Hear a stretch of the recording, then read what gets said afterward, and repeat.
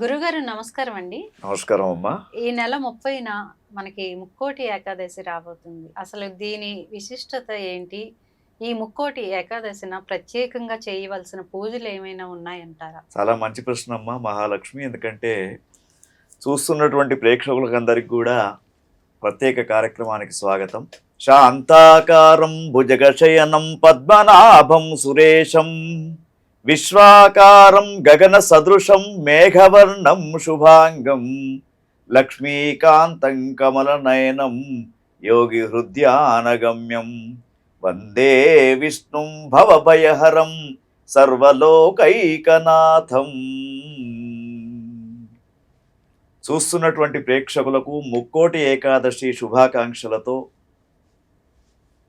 3 కోట్ల దేవతలు కలిసి ఉత్తర ద్వారం గుండా చూసే అపురూపమైనటువంటి దృశ్యమే ముక్కోటి ఏకాదశి అని చెప్పబడుతూ ఉంది. అయితే ఈ ముక్కోటి ఏకాదశి మాసానా మార్గశీర్షోహం, ఒక్కొక్కప్పుడమ్మా మార్గశీర్ష మాసంలో వస్తుంటుంది. తర్వాత ఒక్కొక్కప్పుడు పుష్యమాసంలో కూడా వస్తూ ఉంటుంది. ఈసారి మనకు పుష్యమాసంలో పుష్యశుక్ల ఏకాదశి. అయితే ఈ పుష్యమాసం అంటేనే చాలా మంది అనుకుంటారు శూన్యమాసం అని. మంచి రోజులు కావు, అయితే శుభ ముహూర్తాలు లేవు.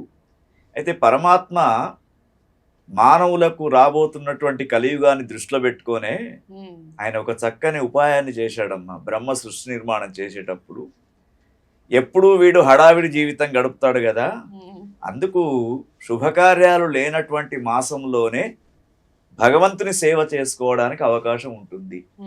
కాబట్టి ఆ ఉద్దేశంతో ఈ పుష్యమాసంలో దీన్ని శూన్యమాసం అని పేరు. అయితే శూన్యమాసం దేనికి? మనకు శూన్యమాసం, కానీ భగవంతునికి మాత్రం శూన్యమాసం కాదు.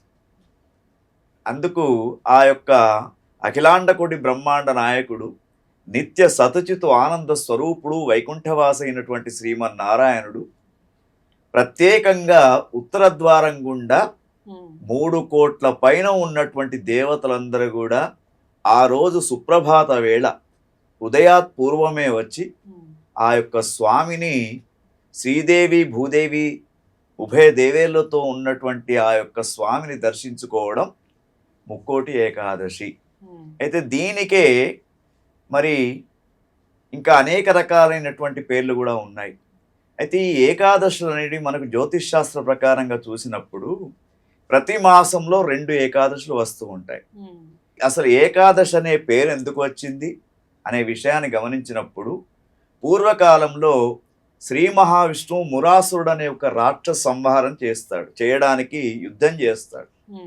అయితే ఆ మురాసురుడు అనేకమైనటువంటి వరాలు పొంది విష్ణు భగవాన్ని కూడా ఓడించడానికి ప్రయత్నం చేస్తాడు.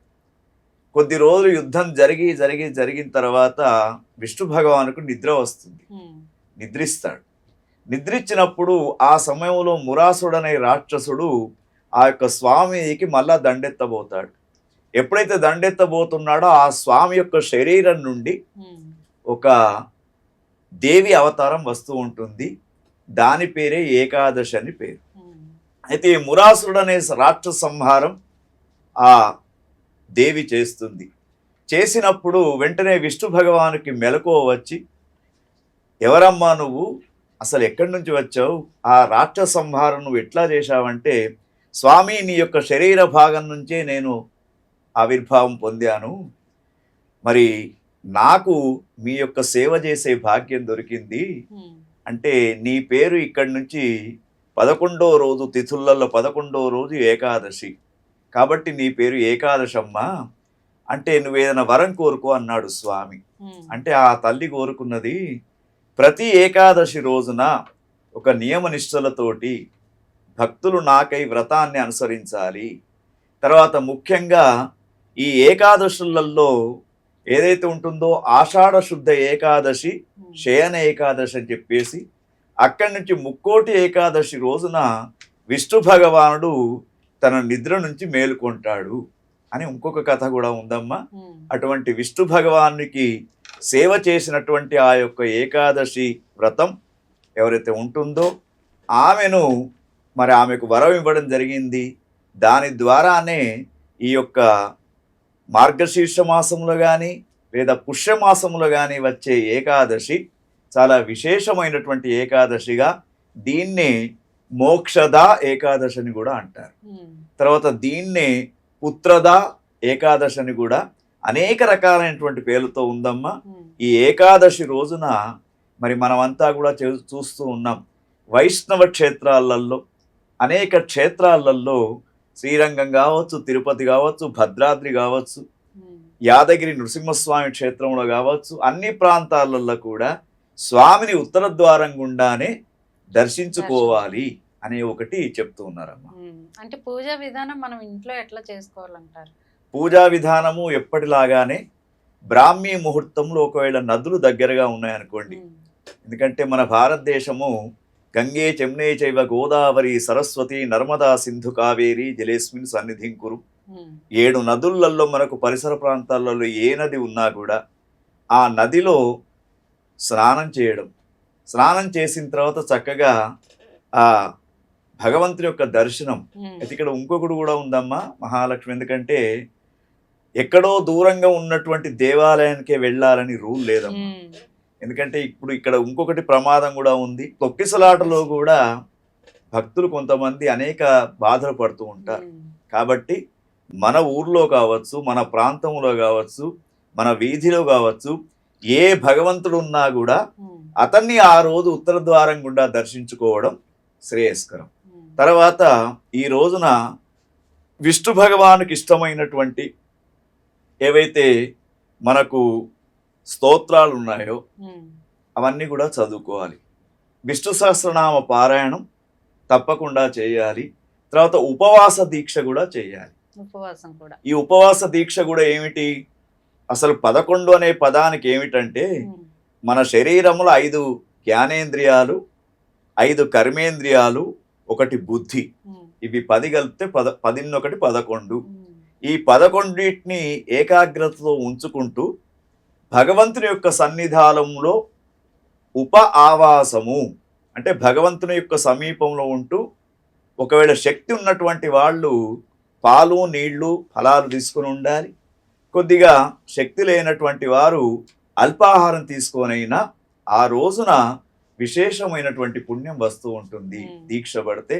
తర్వాత సాయంకాలం వేళ మరి కొన్ని పెద్ద పెద్ద క్షేత్రాలలో పురాణ ప్రవచనాలు జరుగుతూ ఉంటాయి, భజన కార్యక్రమాలు చేస్తూ ఉంటారు. మనకు వచ్చినటువంటి భజనను కానీ లేదా కలవు నామ సంకీర్తనం అని చెప్పేసి నామ సంకీర్తనం చేసుకోవడం, తెల్లవారి మళ్ళా ఎప్పటిలాగా మన కార్యక్రమాలు చేసుకోవడం. ముఖ్యంగా అలంకార ప్రియో విష్ణు, అభిషేక ప్రియ శంభు, నమస్కార ప్రియో భాస్కర అని చెప్పబడుతూ ఉంది.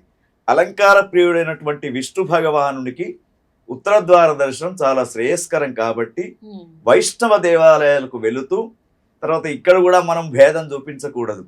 శివాయ విష్ణు రూపాయ శివరూపాయ విష్ణవే శివశ్చ హృదయోర్విష్ణు విష్ణుశ్చ హృదయోర్శివ. కాబట్టి శివాలయమైనా లేదా వైష్ణవ దేవాలయమైనా ఏదైనా ఒకది, అన్ని దేవాలయాలకు కూడా ఉత్తర ద్వార దర్శనాన్ని ఏర్పాటు చేస్తున్నారు అక్కడ ఉన్నటువంటి కమిటీ వాళ్ళు. కాబట్టి ఏదో ఒక పరమాత్మను ఉత్తర ద్వారం గుండా వెళ్ళి దర్శించుకోవడం, అంతేగాని తొక్కిసలాటలో వెళ్ళాలని కాదు, తిరుపతిలోకి వెళ్ళాలి, భద్రాద్రికే వెళ్ళాలని కాదు, మన ఊర్లో ఉన్నటువంటి దేవాలయాల్లో కూడా సందర్శనం చేసుకోవడం. అన్నిటికంటే ముఖ్యం భక్తి భావన చాలా శ్రేష్టం.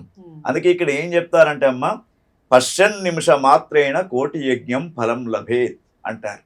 అంటే ఆ యొక్క భగవంతుని యొక్క రూపము ఉత్తర ద్వారం గుండా ఒక్క క్షణం చూసినా చాలట కోటి యజ్ఞాలు చేసినటువంటి ఫలితం మనకు వస్తూ ఉంటుంది. కాబట్టి సంవత్సరంలో ఒక్కసారి ఇటువంటి అవకాశం మనకు వస్తూ ఉంటుంది. ముక్కోటి ఏకాదశి గురించి చాలా అద్భుతంగా చెప్పారు గురుగారు. నమస్కారం. లోకా సమస్త సుఖినో భవంతు. ఓం తత్సత్.